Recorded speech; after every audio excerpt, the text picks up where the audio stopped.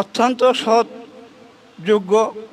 কিন্তু আমার ছেলে বলছে, আমার অনেক স্বপ্ন ছিল, আমি আল্লাহর ঘর তোয়াব করব এবং মদিনা রওজা জিয়ারত করব।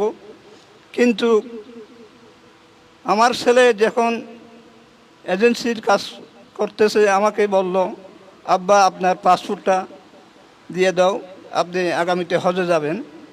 আমি বললাম, আমি পাসপোর্ট দেবো তোমাকে, কিন্তু আমি হজের সময় আর 3 মাস আছে, আমাকে একটু আল্লাহর ঘর এবং রসুলের রওজা দেখো, আমাকে একটু উমরা নিয়ে যাও। তাহলে বলতেছে, এটা তো 1 সপ্তাহের মধ্যে হয়ে যাবে ইনশাল্লাহ।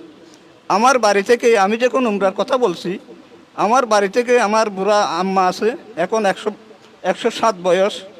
আমার আম্মাকে, আমার ওয়াইফকে, আমার বড় মেয়েকে আর ওনার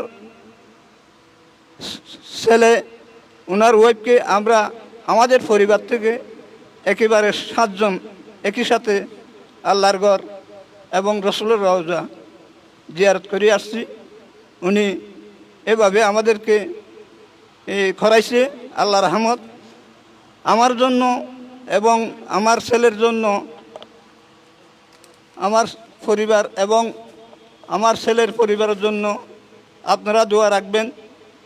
কিন্তু আপনারা যদি হজে বা উমরা যান, আমার ছেলের এজেন্সি থেকে যাবেন আশা রাখি। আপনারা আমার ছেলেকে যেইভাবে সহযোগিতা করছেন, আগামীতেও সেইভাবে সহযোগিতা করবেন। আমার ছেলেকে আমি দোয়া করি, আল্লাহ যেন এই প্রতিষ্ঠান নিয়ে সৎ উপার্জন করতে পারে, এই আশা রাখি। আমার সংক্ষিপ্ত বক্তব্য আমি শেষ করলাম। আসসালামু আলাইকুম ওয়া রাহমাতুল্লাহ।